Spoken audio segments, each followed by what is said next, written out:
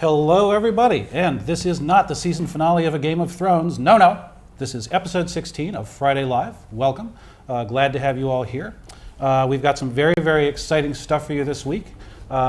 We are going to take a look at some of the many answers that you guys gave us to the question, what 3 watches you would buy for $15,000. And I'm here with John, Cara, Stephen, and we're going to start right in by taking a look at the watches that we have on our wrists before we get to the actual Q&A portion of the show. John? Yeah, so today I'm wearing a watch from my own collection. This is an old IWC caliber 89 in rose gold. I love this watch. I've had it for about 5 years, and I find that I often am wearing it when I wear a jacket. One of the things I really love about this watch is that even though it dates from like the late 50s, early 60s, it wears like a modern watch. It's got excellent fancy lugs, which I think are kind of like Maltesque, and a great design. It's thin, and I love it on this strap that I actually got from the shop here at Hodinkee. Yeah, way back when. Yeah. I think you helped me out with that. Way back when, yeah. Yeah, so that's what I've got today. I have my swatch on because it's end of summer. I'm really sad about it. I can't believe it's almost over. It's not over yet. It's over next weekend. Over. All right. So I wore my swatch today in honor of Summer RIP, and it has an orange slice on the dial. And one thing I like about swatch is I learned to tell time on the flick flack. I'm sure all of you, many of you, all of you, some of you. No. I know some readers have. Learned to tell time on the flick flack, and then I remember specifically having another swatch when I was younger, when I was maybe 8 or 9, and it had fried eggs and bacon on it, and the hands I think I remember that. had bacon. I remember that too. Yeah. And so I guess I like food-themed swatches. So now I have this. I guess so. There have been a few over the years. I think it's a constant thing. There was an onion one and a tomato one in this series specifically, and I got this a few years ago, right after I started at Hodinkee, and it's fun. I will say, not patining. The patina's not that great on the strap. The patina on clear plastic it is not great. It doesn't age as well as I would have hoped. Fair. That's my feedback for swatch. But More yellowed than patina. yeah. Fair. I was just hoping it would be clear forever, but I guess not. So. I am wearing also a watch from my own collection. I think almost all of us are wearing things. The 3 of us at least are wearing things from our own collection. This is a Nomos Tangenta 38. I've had this watch. I'll tip my computer so we can see it a little bit. I've had this watch for a couple of years, and I always find myself just gravitating back to it. It's one of those watches that it's so simple, it's so clean.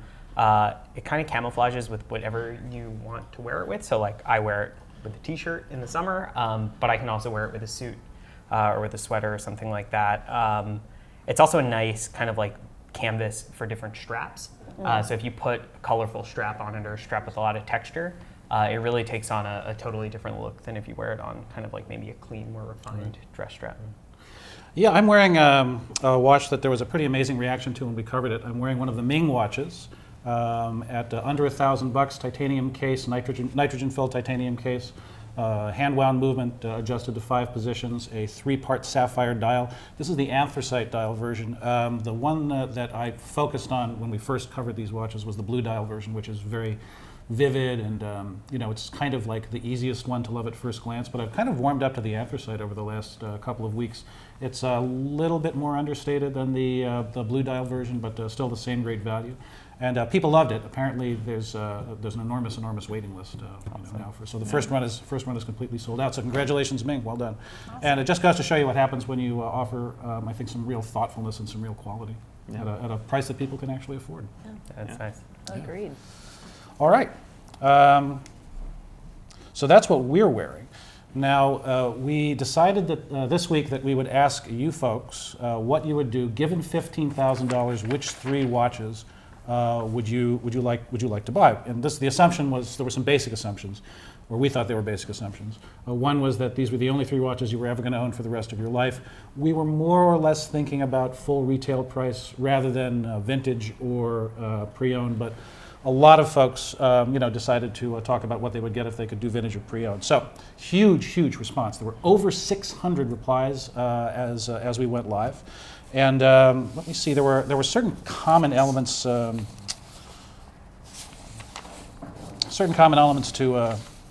a lot of people's replies. There was a lot of variety.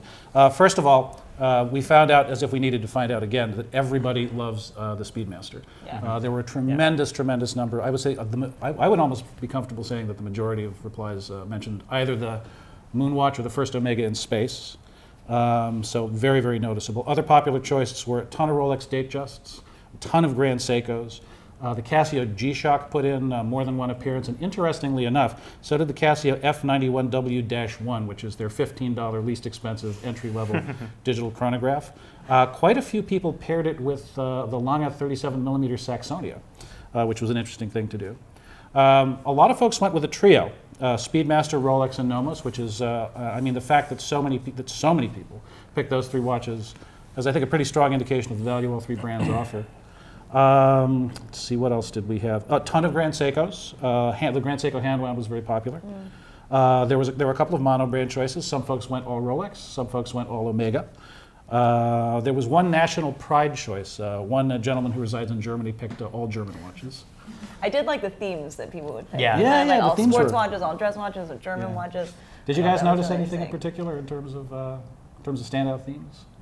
I think you covered. Yeah, you most hit of on the them. nose. Yeah. I think Rolex, I think, was in almost every Yeah. single Yeah, one's oh my person gosh, yeah. And also, well, the selection. theme of going for like the one big watch, and then a couple Yeah. of other more affordable options Right. to squeak in just under Yeah. 15,000. Yeah. Yeah, it seemed like there were two ways to go. You could either do that, like Yeah. go with one Yeah. watch that was maybe like $13,000 or $14,000, and then cram everything else in, or it was people trying to find like three watches that were maybe between like $3,000 and $7,000. Yeah. And Interesting try to, like, approaches, Kind of, yeah. yeah, totally. Yeah. I liked that the Lange Saxonia thing. It made me Yeah. like happy that that was able to fit in the Well, budget. See, this is And an I interesting. thought that was like a Very- really very narrow. very narrowly. It's 14,800 currently at Yeah. the boutique. Yeah. And this raises an interesting point, which a couple of people brought up. Several of you brought up in your replies. There was no Patek, except for I think one or two yeah. vintage. No new Patek, no new Vacheron, no new AP. New Breguet, only the Type 21 made an appearance, and so $15,000. It's a lot of money, and if you decide to yourself, I want to buy one really fantastic high-end hand-finished Swiss or European-made, Swiss or German-made watch, pretty much Lange is the only company that actually has Yeah. an offering Yeah. below that price point, And it's a great offering. It's a really it's a good watch. fantastic offering. It's a Yeah. fantastic offering. Jaeger made was a sort of a niche favorite. Quite a few Yeah. people mentioned the Master Ultra Thin and the Reverso. Yeah. There was kind of a three ways you could go, as we mentioned: vintage versus new versus pre-owned. And a lot of folks talked about they were thinking about their kids, which was kind of heartwarming. Yeah. What watch would we when we're selecting these watches, we're thinking about what we would leave to our children. And as we mentioned, the all-in-one buy was kind of a big deal. And the top pick for that by far was again the Lange Saxonia 37, Yeah. which was But a all great great pick. responses. And Yeah, it for was sure. really exciting to see all of them come And out. it was unbelievable seeing such a great response to the question. As I said, 600 plus replies. Yeah. Yeah. So thank you. Yeah, thank you. Now we have something to talk about. Yeah, exactly. During the vacances horlogères. That could have gone either way. Yeah. Yeah. So we get, and of course everybody here has their own thoughts on what would be a great trio of watches to get for $15,000. John, you want to tell us what your thoughts were? Sure. Well, my picks were I would go for a Grand Seiko High Beat GMT. I think that's around like $6,500. Then I would go for this watch on my wrist. I'd buy it again if I had to. I'm pretty confident I could get one for less than $3,000. And then a Nomos Metro Datum, which I think is one of the better designs that's really ever come out from Nomos, which is I look at it as like an horology brand, but also a design brand. But I have to say, just to interject, I love that watch, the IWC that you're wearing, and I think that vintage caliber 89s are some of the more underappreciated. Oh, totally, vintage yeah, watches. yeah, Just yeah. fantastic Yeah, movement. I mean, great when you style. think that you can get a gold watch with an in-house movement for the price that we're talking about, Yeah. it's like everyone should go get one, in my opinion. Yeah. And then with the money that I have left over, because that leaves me about $2,000, I'll get a Seiko 5, some new straps, and then I'm thinking a really nice sushi dinner. Maybe omakase at Nakazawa would be a nice Do I way get to come? Yes, you get to come. Everyone here gets to come. Yeah. All right. This is why we brought you on board the team. Exactly, yeah. In terms of what I saw from people commenting on the site, Joseph Staton selected a Seiko 5, a Casio G-Shock Tough Solar, and Saxonia 37 millimeter. I think that's a good choice. I actually flagged that one as well. Did you? I'm sorry. Yeah. No. I think that's a really interesting Yeah. interesting combo there. And then TikTok 123 came in with a Datejust 41, Tudor Black Bay 41, and on the vintage side, a Tank Louis Cartier. Yeah. Good way to spend There were a your lot money. of. I saw a few tanks on the list. Yeah, which I thought was yeah. really- I saw a Basculon as well. Yeah, I same was here. Which I thought was a Very great choice. impressed. Yeah. Yeah, so good picks, guys. Yeah. How about you, Cara?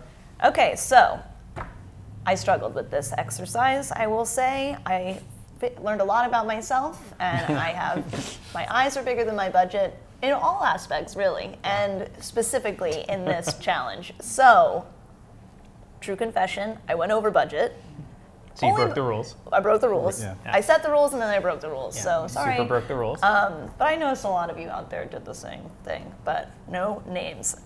So for my picks, I did all vintage, which I tried not to, but I really did struggle to find more modern offerings that kind of like fit my personal aesthetic and style and what I wanted. So Yeah, it's tough. I mean, there were a lot of triplets that almost fit the budget. right, or just took Yeah. up too much, and then there was Right. nothing. Right. Anyways, yes. So for me, I chose a Piaget 9P, 1960s in rose or yellow gold. Those go for about 3,500.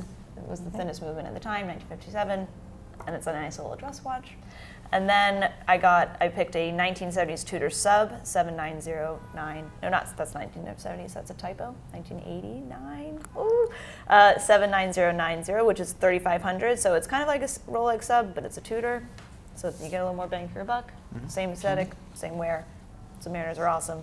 And then I did a Rolex Datejust 16018 in yellow gold, and I did that because it's kind of like a date, but it's a Datejust and it's yellow gold, and you get the same feel for less. I still went over. And you much? still went over. I still went over. Yeah. That one was 85, but they typically go for a little more than 85. That would be a very poor one in poor condition. right. One in very poor condition. So you're which gonna I buy three don't. like totally trashed, Yes, really exactly. nice All watches? my- Okay. exactly. That's So fine. it Cara, was- how far over budget were you? I think. Wait, 35, 7. I think it was like $500. Yeah, we'll give it to you. We'll give it to you. Thanks. You still have to buy guys. watches that are trashed though. I know they're Yeah. really. Yeah, they're crappy really watches. crap. Yeah. And then for my favorite comments, okay, I have a few favorite comments. All right, so I'll do the first comment that I liked. I'll do based on their choices alone. So Justin Haas picked for vintage. He did two separate, vintage and then new. And for the vintage, he did a 1995 Audemars Piguet Jumbo Royal Oak 20th anniversary salmon dial. Well played, sir. 1975 Long Pen 50 Fathoms 3H Bund. Universal Genève pole router. I was considering a pole router on my list. I have a pole router. It's They're an good. awesome They're good. watch. They're really and it's good. still, I think, super, super undervalued. I completely agree. Where do you put the approximate value on that watch now? Get a 3? nice one. No, you can get a nice one for under $2,000. Like a really nice one. You can find kind of beat up ones for closer to $1,000. Yeah, Yeah. that's a good deal. Yeah. And then for new, he chose, well, this doesn't add up, but he chose the Saxonia Thin and Rose, Tudor Pelagos, Habring 2 Felix. That does not even come close. doesn't No. even close. No. So, That's like almost double. well, I can't judge you. In fact, it might be. So, so it's all right. It's fine. But I like those choices. Anyway, so then my next favorite comment, which made me laugh out loud, was from Oxford David. And his choices are the Tudor Black Bay Bronze Blue, the special edition for Bucherer. It's very tempting to visit Switzerland simply to buy one of these unbelievably low priced. Nomos World Timer Blue Zurich Weltzeit Nachtblau. As I work with global teams and used to travel regularly from the UK to Basel, New York, San Francisco, this would be more than useful. It's probably the first watch in the world with the world timer function that I like that isn't too expensive. I agree. I really love the Noma. That's a nice watch. And then an Oyster Perpetual 39mm red grape. The latest incarnation of the OP looks great and would be perfect way to get a first Rolex, although I was impressed with the Milgauss when I tried one on, and it's more of the left field choice. Are these all, this is all seems like maybe over budget, but it's fine. No, I think Very that forgiving. I think that would come close. Okay. I think that would come close because the Nomos is a little over $6,000. The Black Bay I thought the Bronze Nomos was more. No, Oh, okay. no, and the Oyster Perpetual is around $5,000. Yeah, you're right. The other complication I'd like is a moon phase, Just but so couldn't you- squeeze one Yeah. in with the other It's close. watches and a $15,000 budget. Maybe the Omega Speedmaster Professional Moon Watch. ... And then it says, edit. Just seen my 20-year-old penniless student son has put his choices on. Assuming this is what he plans to spend some of his inheritance on when he's an old man, when his old man is no longer around. Question for the panel: are his choices sensible? A sensible way to spend the money, or should I rewrite my will? And his son's choices are a stainless steel Daytona, Black Bay, and Omega DeVille. Funny enough, only one person put Omega DeVille, Ben Carlisle. Hello, Ben. Your dad read your comment. So now we have to decide if his choices are. I don't want to blow up Ben's spot Yeah, here. okay, we won't vote. Oh. I already did, though. I mean, the Daytona is always a great choice. Yeah, you good can't job. argue with Good that. job, Ben. Yeah. Good job. But yeah, no, so I thought that was really funny. And then the last one is, sorry guys, I'm shooting for the moon. And this is from Future Watchmaker 1988. Little capitalized letters in there. Sorry guys, I'm shooting for the moon. Patek Philippe Grandmaster Chime 2.3 million USD. None of this 15K stuff. Yeah. Winky face. Winky face. Winky face. I forgot the winky face. But yeah, so all right. Those are my Let's favorite go for it. comments. Just So your theme is over budget, and grossly over budget. Yes. yes, which is why I wear my swatch, because Right. On brand? balancing it out. Reality, dreams. Steven, how about you? All right, so for mine, like John, I'm going to say the watch that I have on my wrist would be one of my choices, the Tangenta 38, which is $2,330 with the sapphire case back. You can actually get it just under $2,000.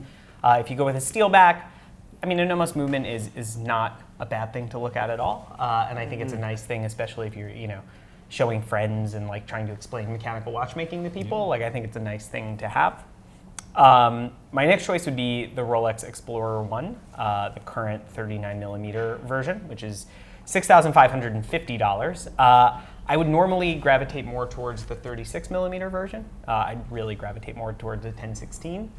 But if we're limited to 3 watches, there's something about like walking into a boutique and buying a brand new Rolex and knowing that like it is going to work forever, and nobody did anything to it before you got it, and it's perfect. And I think again, It's got that new car smell. yeah, and if you're totally. limited to 3 watches forever, right? Like this, this one has the new steel. Yeah. It's got chromolite. It has the superlative chronometer movement. It's really an amazing watch, and I'm really a time only watch sort of person. And so I think that would be the watch that like would be my daily go-to beater. And then to finish things off, because I think you need some kind of vintage sport watch on here, I would go with a vintage Tudor sub. And so the remaining balance I have, if we take it all the way to $15,000, is $6,120. So I would go with a vintage Tudor sub. I think I could get a better quality Tudor sub than I could a Rolex sub with that money. And I would try maybe to get a no date snowflake sub. I think it's pushing it at that budget. I might have to pull a Cara here and buy one that's a little bit beat up. Is that what we're gonna call that from now on? Should we make that a thing? Pulling a car. I don't know if I want that to be my thing. I won't do that to you. That's the only bell today. JK. Woof. So a Tangenta 38 from Nomos, an Explorer 1 39mm from Rolex, and a vintage Submariner, probably a snowflake from Tudor would be my move. What comments did you Good picks. Yeah, looking through, I mean, I noticed a lot of the same trends that Jack pointed out, and I already mentioned that one of John's picks was one that I really enjoyed. I liked how some people mixed kind of more establishment and more independent brands, trying to get kind of a broader spread of like what's actually available in the market. Right. There was one comment, Radikaz, Radikaz. We'll go with a Tudor Black Bay 36, a Habring Felix, and a Nomos Ahoy Datum Signal Blau. Signal Blau's a little bright for me, a little bit bright. But I like the idea of mixing kind of like a true like small independent brand, an independent that's more medium-sized like Nomos, and then something from Tudor. Like you really, I think, there have kind of the full breadth of the spectrum, even though the watches themselves are like all relatively within a little family. This was not the only Habring, by the way. It was not the only Habring. A lot of people mentioned Habring. I also really liked Frederick II said that he or she would go with a Speedmaster with a Black Bay bronze and with a Panerai Radium Ear 1940.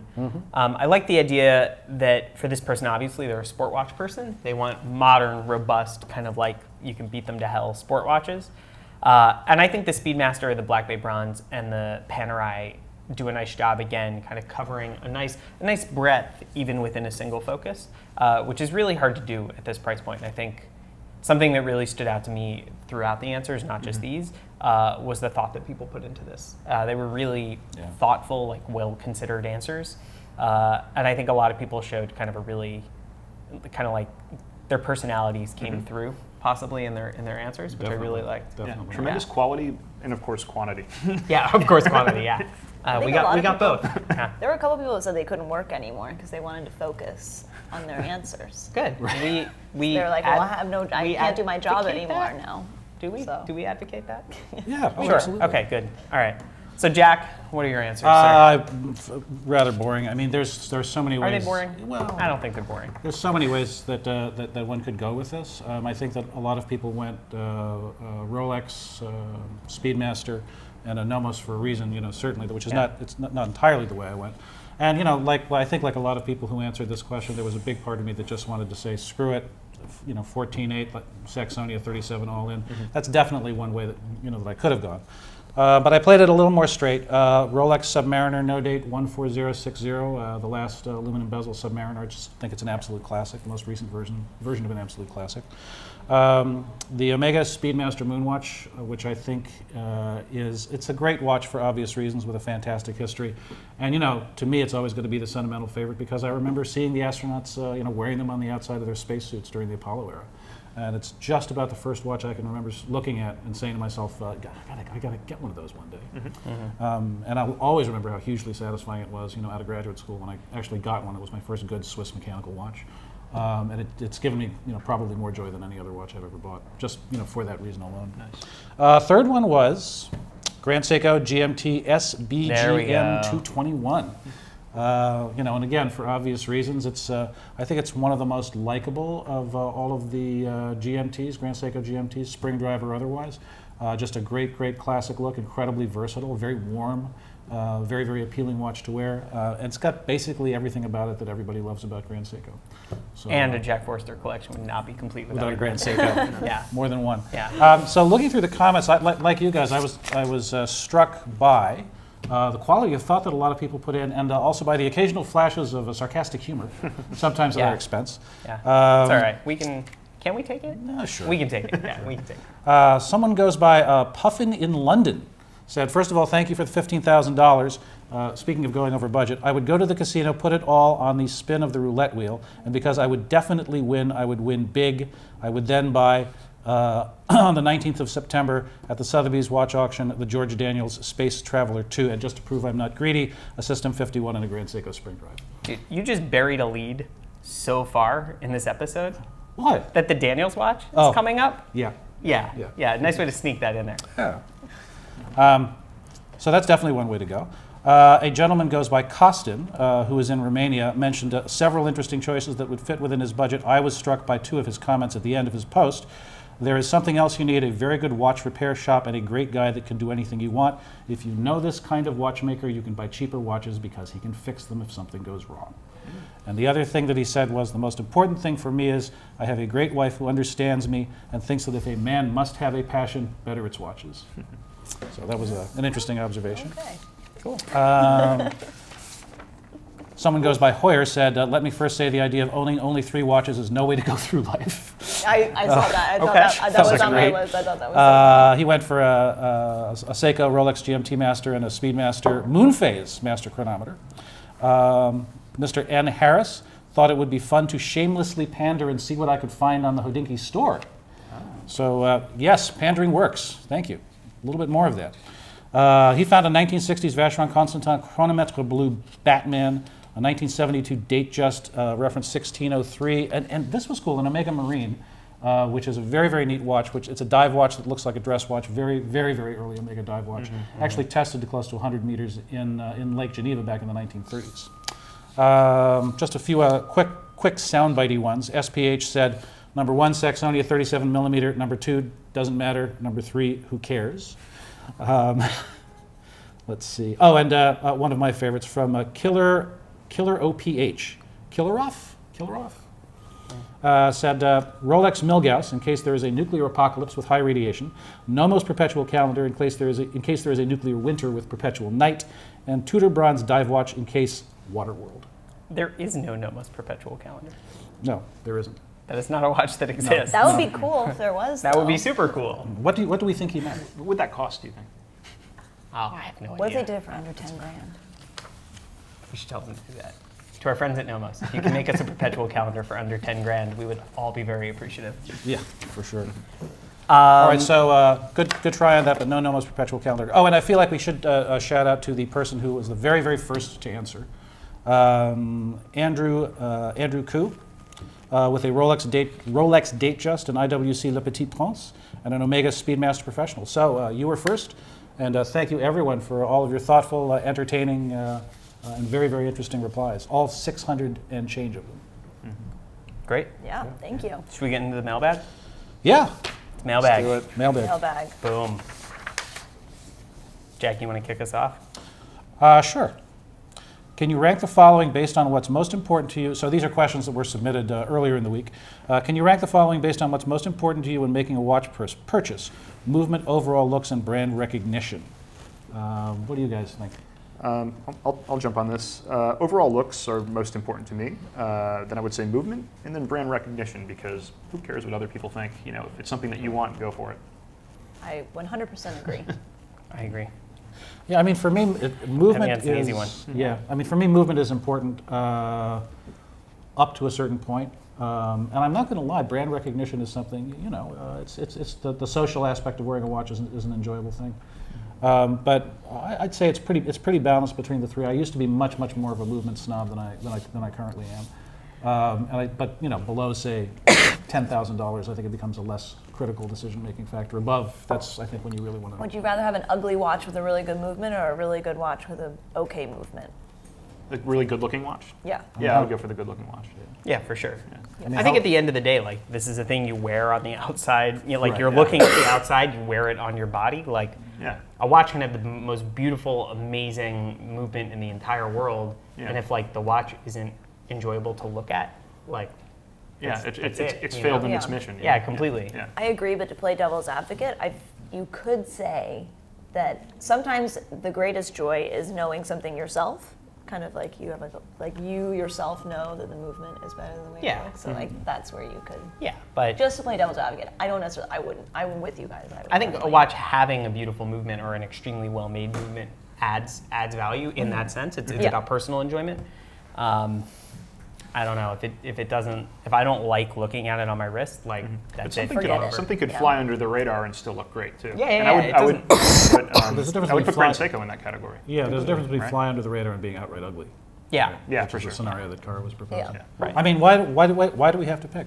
You know, I think we don't. can just say that we want a watch with a great movement, fantastic looks, and terrific. We can have it handling. all, Jack. Yes, yes. We can have it all. Yeah. Yeah. I want it all. Stephen? All right. Let's go with this one from Tropical. Oh, not this one. This one came from somebody named Tropical Smartwatch. What, in your opinion, is the next horological buzzword? We've seen things like in-house tourbillon, etc. What's next? You taking this one? Fotina. You heard, You heard it here. you heard it here a couple weeks ago. No, I'm just kidding. That is the only buzzword that I can think of. I think Fotina is a really good one. I think I'm going to make it catch on. I'm going to make fetch happen. Are you? Yeah, Fotina. All right. Which is Jack, faux do you have any patina for thoughts? those who do not know. Oh gosh.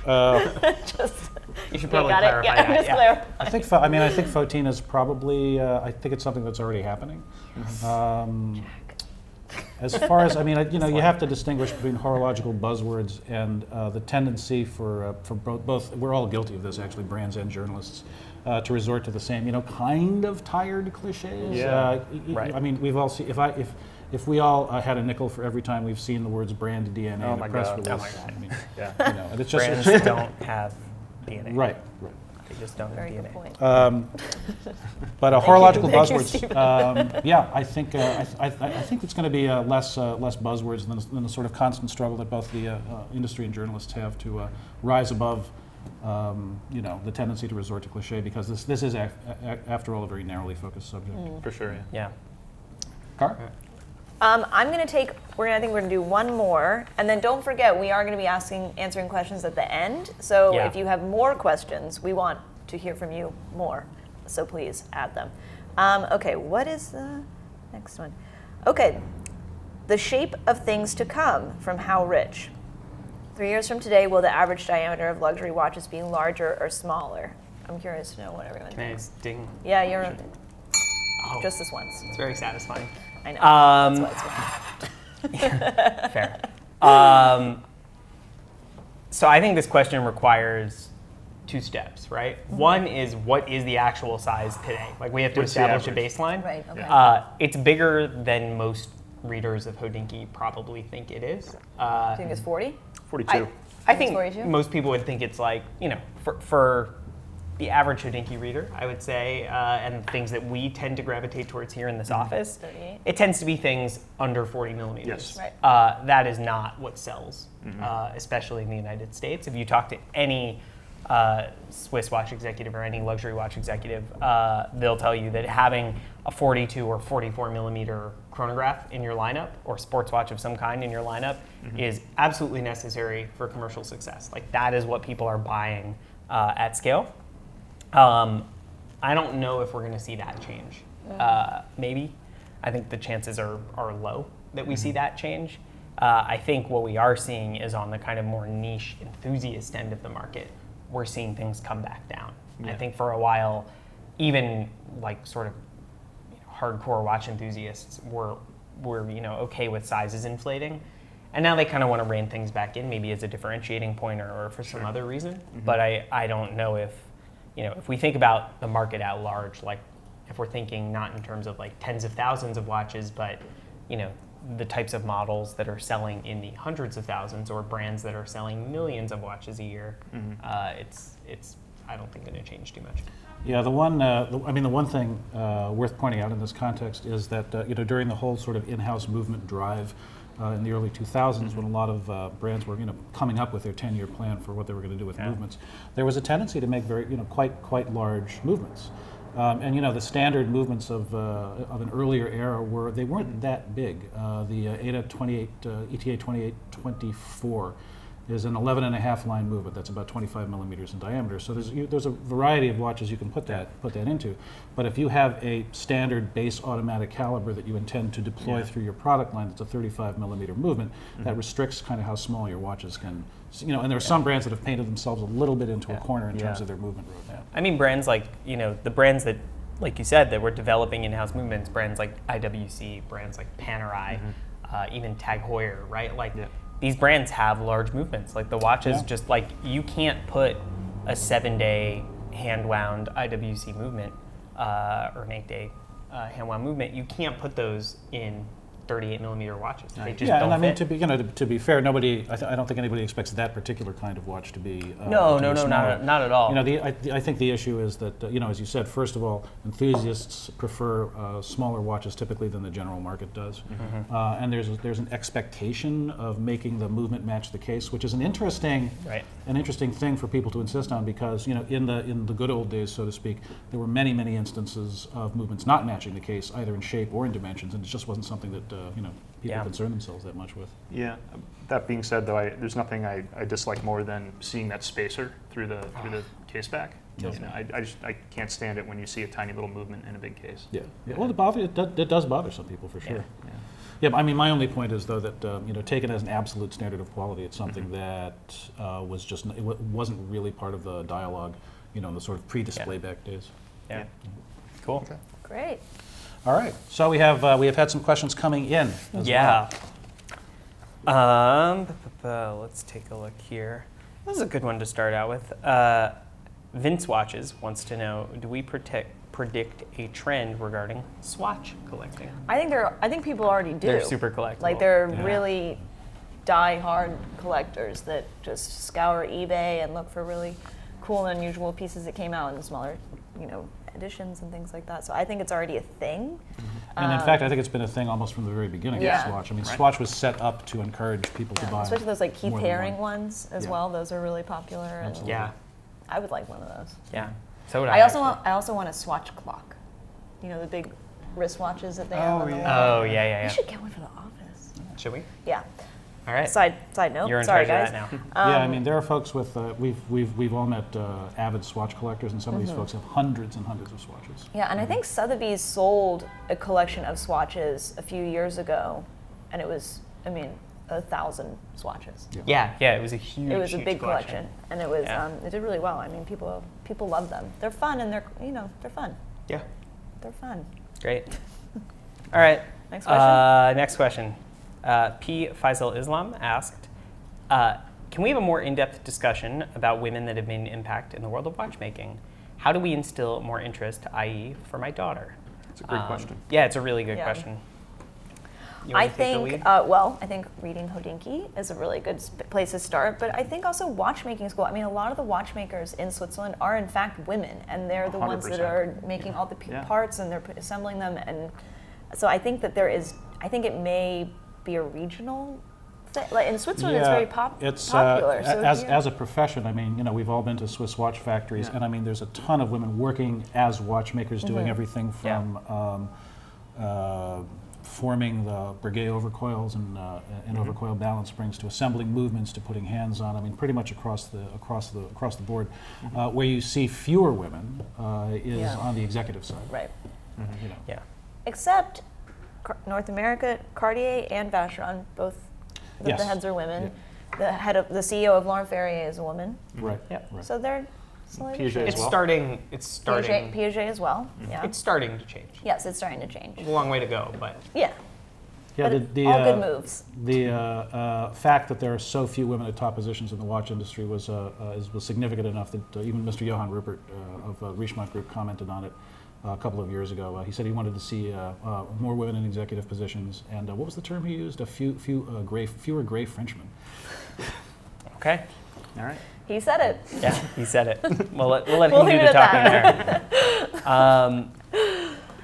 Great. Some other questions that we have, some from this week and some that have come in previously. One we wanted to make sure we got to is, C.C. Wang asked, does a good watch collection require a theme? Something like Rolex sport models, 1960s chronographs, inexpensive divers, or should you just buy what you like? I think you should just buy what you like. But having said that, some of the coolest collections that I've seen have had a theme. I think of collections like Roni Madvani's. Yeah, that's what I was thinking. His theme is so out there. It's horological esoterica. It's shaped cases, and I think it's one of the coolest collections I've had a chance to look at. Yeah, I mean, the idea, to me, the word collection implies, sort of a thematic approach in itself. I mean, otherwise, you can certainly have a group of watches that are connected. The common theme they have is your personal taste. But when you see somebody like the gentleman you just mentioned, who has such precisely focused tastes and concentrates on a specific subject, there's something really fascinating about that. That a more general approach, Totally. I think, can't quite. I also think it depends on the purpose of your collecting. Like if you are collecting to wear all of the watches that you buy, Right. then you should find some enjoyment in wearing them every day. But some people do collect for investment purposes, and you won't necessarily, while you enjoy the watch and have it, you won't necessarily wear it all the time. So I think that it kind of depends on what your motives are. Yeah, I mean, the way the question is phrased, it tends to encourage us to make some prescriptive assumptions about what people should and shouldn't do. And and as you're pointing out, there are all sorts of different reasons to collect, Yeah. and also all sorts of different ways to collect. There's Yeah. collecting for investment. There's just buying what you like, whenever you can afford it. There's collecting with a very narrowly focused theme, and pretty much everything in between. Yeah. But overall, buy what you like. Yeah. I'm in the buy what you like. It's like school. art. You want to be able to look at it Yeah. and enjoy it. I mean, why not? Do we have time for one more? We have time for one more. Let's do one last one. Eddie Landsberg asked, he says that he's thinking of going to Basel World 2018 and doing a week-long watch tour of Switzerland. Do we know of any brands that give factory tours, and how early he would need to schedule them? I would say, before we get into the actual tours, both Baselworld and SIHH have time that are open to the public. Yeah. So SIHH, it's just that last day, and you do have to pre-register. And Baselworld, over the weekend, the Saturday and Sunday, it's open to the public. So you may have a hard time if you don't contact the brands in advance or speak to somebody at your local boutique or AD to get you into the booths. Right. So you may just be able to walk by. You can see things in vitrines. You can meet collectors. Kind of the whole industry is in one place at the same time. So you will meet people and have a good experience. But if you kind of like do some legwork, you can make it a much richer experience for me. I agree. And if you go to Baselworld on the weekend, like Stephen was saying, you'll see it's the biggest, or one of the biggest industries in Switzerland, and people are very proud of it. You'll see families pushing strollers with a dog, walking around, looking at the latest watches from Rolex and Patek. Yeah. With journalists trying to get by them, swearing under their breaths. Yes. It's definitely worth. I mean, So it's such a good come, but experience, not though. too many of you, please. No. Yeah, and it's you can have an amazing time. Certainly, doing a little advanced preparation is important. And as far as factory tours are concerned, it really varies from one brand to the next. I think if you're a collector of the brand that you're interested in seeing, and you communicate with the brand and say, I have this, this, and this, I'd really like to come by, you'd probably have a better chance than if you just cold called them. And I think asked also to come if your focus is to go to Baselworld, great, you should go to Baselworld or SIHH. If you want to do factory tours, that's probably not a great time to try to do it. Everyone's going to be putting all their energy into Baselworld. Yeah. In many cases, like there won't be people there to like guide your tour because those people are at the booth at Baselworld. So I think those are two separate kind of trips. Yeah. It's nice to be able to just go once, but I think logistically it would probably, you'd have a better experience if you kind of chose one path or the other. And then I would also just add that while August is a great time to take vacations and travel to Europe, it's not a good time to go see watch brands either, because don't do that. that's another time when there will be no one there. Everyone is on vacation. But you can definitely pack enough in if you just go to Basel or just For go sure. to SIHH, because it's For sure. huge. Yeah. Huge. Lots to see. And there's It will also take enough you to do days to like get in the through it. peripheral areas. Yeah, exactly. Yeah. So Great. definitely go though if you can. Yeah. It's a And good let us know. experience. Let us know if you're coming. Yeah, we'll be there. We will be there. Count on it. Well, thank you so much, guys, and thank you everybody for tuning in. Thank you again for those hundreds and hundreds and hundreds of questions. It was really great to hear from you all.